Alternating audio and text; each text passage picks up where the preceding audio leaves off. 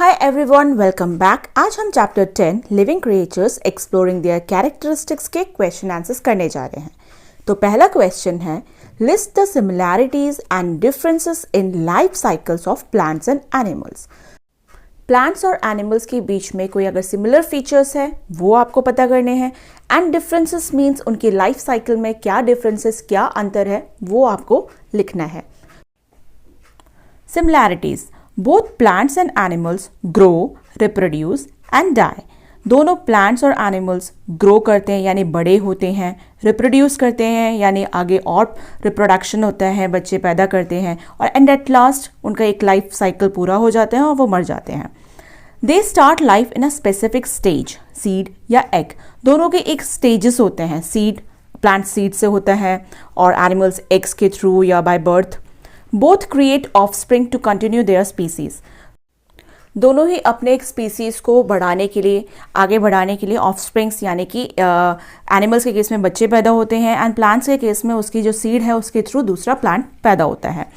Next है differences, plants grow from seeds while animals are born from eggs और live birds. Plants जो होता है वो सीड से पैदा होते हैं और एनिमल्स या तो एग से या फिर वो बर्थ करते हैं, बच्चे पैदा करते हैं direct. Plants stay in one place but animals can move. Plants एक ही जगह रहते हैं जबकि एनिमल्स मूव करते हैं। Plants make food using sunlight. Plants जो होता है सनलाइट के थ्रू खाना बनाता है, while animals eat food for energy. Animals food उनसे गेन करता है, प्लांट्स को खाते हैं और एनर्जी गेन करते हैं। ये दो साइकिल्स हैं प्लांट्स के और एनिमल्स के। आप इसको ड्रॉ करके भी आंसर को अच्छे से एक्सप्लेन कर सकते हैं। नेक्स्ट जो क्वेश्चन है वो है, the table on the next page shows some data. ये देखिए एक टेबल है, इसमें कुछ डाटा गिवन है, सीरियल नंबर दे रखा है एंड उसके बाद कुछ इंफॉर्मेशन दे रखी है, डज इट ग्रो या डज इट रिस्पायर, एग्जाम्पल और रिमार्क्स। क्या ये ग्रो करते हैं, क्या ये रिस्पायर करते हैं यानी कि सांस लेते हैं, और उनके एग्जाम्पल्स क्या क्या हो सकते हैं, अगर नहीं है तो वो कौन से एग्जाम्पल्स हैं, और उनके बारे में एक्सप्लेन करना है। Study the data and try to find out examples appropriate for the conditions given in the second and the third columns. तो उस डाटा को आप अच्छे से समझिए, उसके बेसिस पे जो एग्जाम्पल्स आपके दिमाग में जो आता है वो उसको आपको वहाँ लिखना है, और उसकी जो कंडीशन है कि ऐसा क्यों है वो रीज़न भी देना है। If you think that an example for any of the conditions given below is not possible, explain why. अगर आपको ऐसा कोई लगता है कि जो गिवन डाटा में से जो भी कोई ऐसा है कि एग्जाम्पल क्लियर कंडीशन को फॉलो नहीं कर रहा है, तो उसका रीज़न भी देना है कि अगर वो पॉसिबल नहीं है तो क्यों नहीं है। ठीक है, तो हम देखते हैं कि इसके बेसिस पे क्या एग्जाम्पल हो सकता है। तो फर्स्ट था डज इट ग्रो, कि ये ग्रो नहीं करता यानी नो। डज इट रिस्पायर, क्या ये क्या ये सांस लेता है, नहीं। तो कौन सा एक एग्जाम्पल है जो ना तो ग्रो करेगा ना ही सांस लेता है, वो नॉन लिविंग थिंग है, तो आप उसका आंसर लिख सकते हैं rock.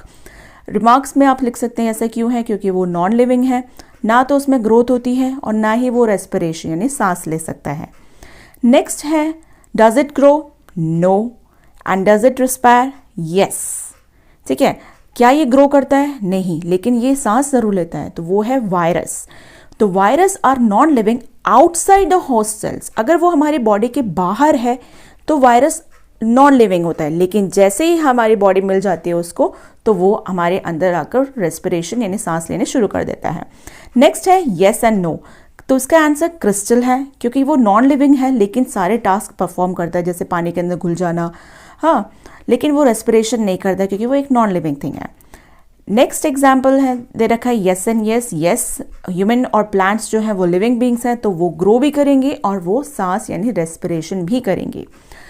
Third question, you have learn that different conditions are required for seed germination. आपने पढ़ा था चैप्टर के अंदर कि सीड को जर्मिनेट होने में यानी सीड से प्लांट तक बनने में बहुत सारी कंडीशंस की ज़रूरत होती है। कभी पानी ज़रूरत होता है, धूप ज़रूरत होती है। तो how can we use this knowledge for proper storage of grains and pulses.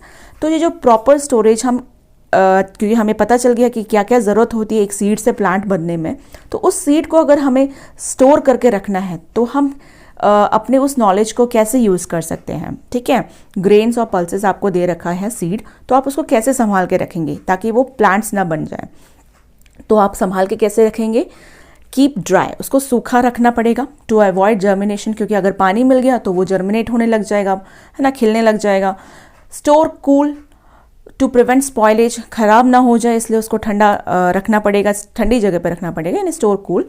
Use air tight container to block pest, ताकि उसे कीड़े मकोड़े ना खा जाए, इसलिए एयर टाइट कंटेनर में रखना पड़ेगा।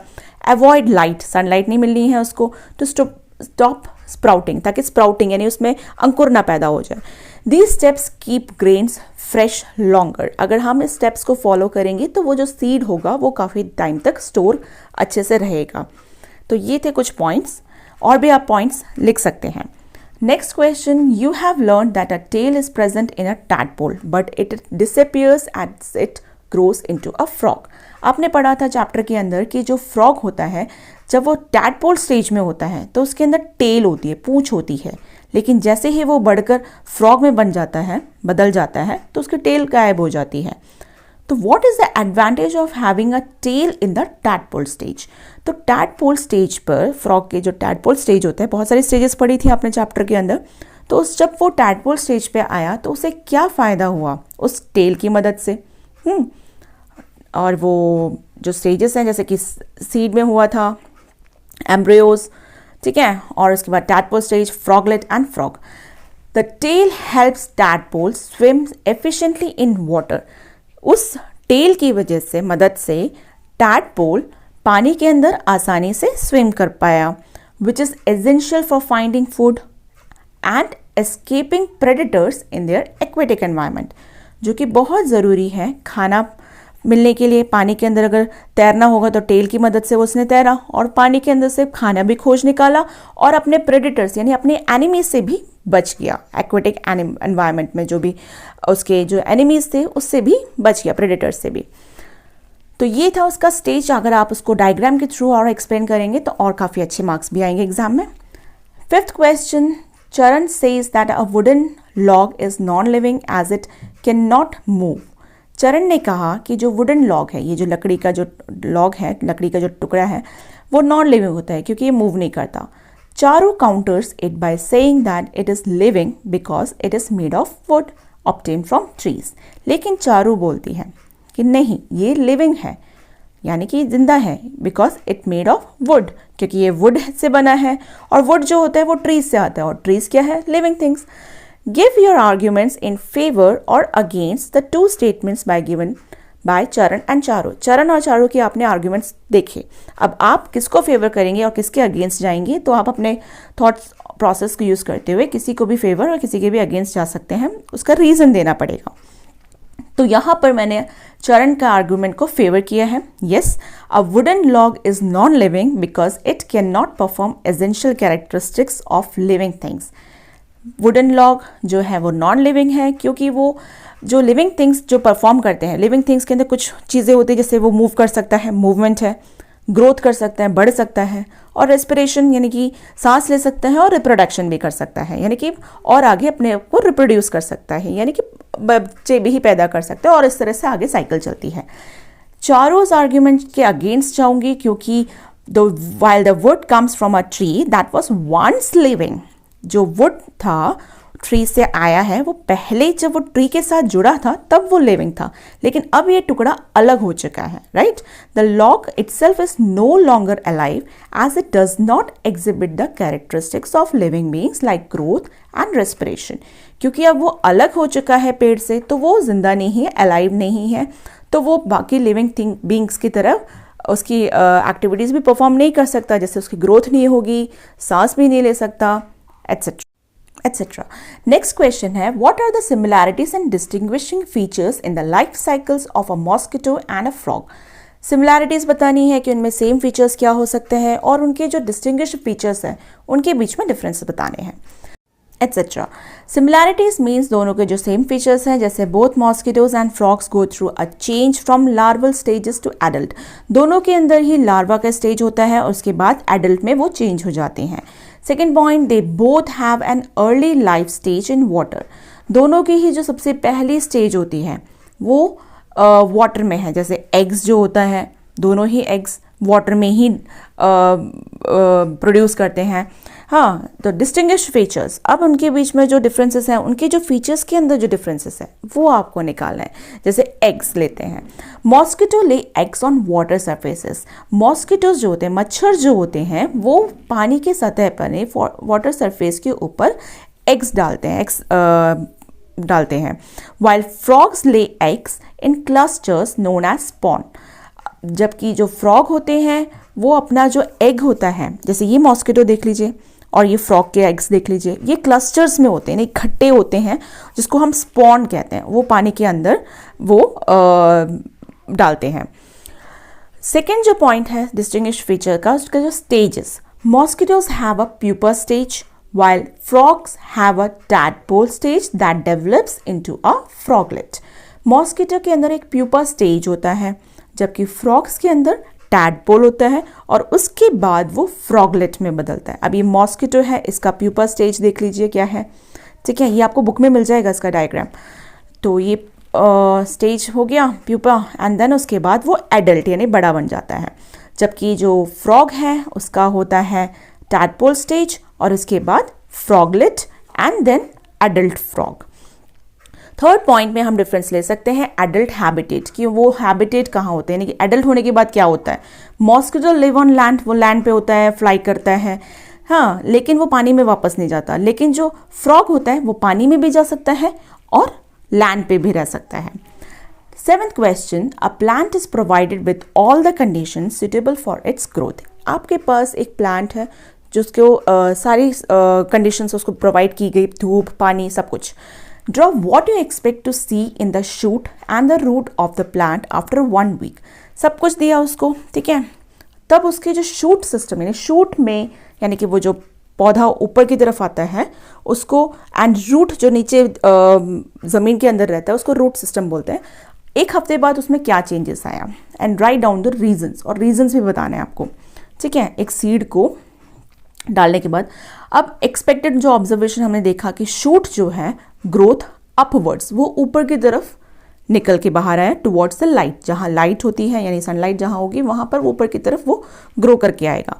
जबकि रूट जो है ग्रोथ डाउनवर्ड्स, वो नीचे की तरफ जाएगा into the soil for stability and nutrient absorption, ताकि वो स्टेबल रह सके, अपने आप को स्थिर रख सके, अपने आप को पकड़ सके अच्छे से ग्रोथ सॉइल के अंदर, और न्यूट्रिएंट्स भी मिलता रहे उसको, है ना, खाद भी मिलती रहे अच्छे से, न्यूट्रिएंट्स पोषण मिलता रहे। इसका रीज़न ये है कि रूट जो shoot grows towards light for photosynthesis, उसे लाइट चाहिए क्योंकि फोटोसिंथेसिस करेगा। जब फोटोसिंथेसिस करेगा तो लीव्स जो होंगे वो प्लांट्स की जो लीव्स होंगी वो खाना बनाएंगी, और रूट्स जो grow downwards for nutrient absorption, ताकि रूट्स नीचे जाकर पानी वगैरह एब्जॉर्ब कर सके। Next question, Tara and Vijay set up the experiment shown in the picture. ये जो 3 पिक्चर दे रखे हैं उसमें उन्होंने कुछ एक्सपेरिमेंट किया। What do you think they want to find out. आपको क्या लगता है कि ये क्या किया गया और क्यों किया गया। How will they know if they are correct, अब वो कैसे जान पाएंगे कि उन्होंने जो किया है वो सही है। अब देखते हैं क्या किया है एक्चुअली। तो इसका आंसर है, तारा एंड विजय ने एक सेटअप किया है, हाँ, to find out how a plants shoot and root grow over time, कि जो प्लांट का जो शूट है, यानी कि वो जो पत्तियां जा रही हैं, स्टेम्स जा रहे हैं, लीव्स जा रही हैं, ना, वो उसको शूट सिस्टम कहते हैं, और रूट जो आपको पता है जड़ होती है। तो to confirm if they are correct, कि अगर वो उन्होंने सही किया है कि नहीं, उसके लिए ऑब्जर्व करना पड़ेगा भाई क्या किया क्या है। They will check if the shoot grows upwards, ठीक है। उन्होंने देखा कि जो शूट है वो ऊपर की तरफ आ रही है towards light, and the root grows downwards into the soil, और रूट जो है वो नीचे की तरफ जा रही है। अगर ऐसा हुआ तो ठीक है। तो रीजन क्या है, this shows the plants response to gravity and light. इससे पता चलता है कि प्लांट्स जो है वो रिस्पॉन्स कर रही है ग्रेविटी के लिए थ्रू, यानी रूट के थ्रू, और लाइट के शूट सिस्टम के थ्रू। Next question, design an experiment to check if temperature has an effect on seed germination. अब आपको एक एक्सपेरिमेंट डिज़ाइन करना है, यानी अपने आप खुद भी कर सकते हैं, जहाँ पर आपको ये पता करना है कि एक सीड को, छोटे से बीज को पैदा होने में किस टेम्परेचर की ज़्यादा ज़रूरत होती है। तो सिंपल एक्सपेरिमेंट के लिए टेस्ट आप कर सकते हैं कि टेम्परेचर का क्या इफेक्ट होता है सीड जर्मिनेशन में। जैसे आपको कुछ चीज़ें ज़रूरत पड़ेगी, सीड की ज़रूरत पड़ेगी, सॉइल ज़रूरत पड़ेगी, वाटर, और 3 कंटेनर्स ले लीजिए, गमले जैसे छोटे मोटे गमले। ठीक है, अब हमें करना क्या है? Step first, plant seeds in 3 containers with the same soil and water. तीनों कंटेनर में सॉइल डालिए, पानी डालिए और बीज भी डालना है उसके अंदर, और पानी भी डालते रहिए बीच में। अब जैसे ये आपने कंटेनर लिया, उसमें मिट्टी डाली, उसमें बीज डाला और पानी डालते जा रहे हैं। नेक्स्ट है keep 1 container in cool place. एक कंटेनर को थोड़ी ठंडी वाली जगह पर रखना है, दूसरे को रूम टेम्परेचर पर रखना है, और तीसरे को थोड़ा वार्म प्लेस पर, थोड़े हल्की ज़्यादा जहाँ पर थोड़ी हल्की गर्माहट हो उस जगह रखना है, और फिर उनको पानी देते रहना है। And observe daily for week, और पूरे हफ्ते भर आपको उसको ऑब्जर्व करना है। तो क्या रिजल्ट निकल के आएगा? सीड्स इन अ वार्म और room temperature area will germinate faster. जो सीड्स, वो कंटेनर जो कि आपने वार्म प्लेस पे या रूम टेम्परेचर पे रखा है, वो वाले सीड से प्लांट थोड़ा जल्दी निकल कर आएगा, showing that temperature affects germination. इससे हमें पता चलता है कि जो टेम्परेचर का जो इफेक्ट है वो बहुत ही ज़रूरी है सीड को जर्मिनेट होने में। तो ये था आपका चैप्टर के क्वेश्चन आंसर्स। नेक्स्ट चैप्टर के साथ, क्वेश्चन आंसर्स के साथ मैं आपसे नेक्स्ट वीडियो में मिलूंगी। Thanks for watching, and please मेरे चैनल को लाइक कीजिए, शेयर कीजिए, कमेंट कीजिए एंड सब्सक्राइब जरूर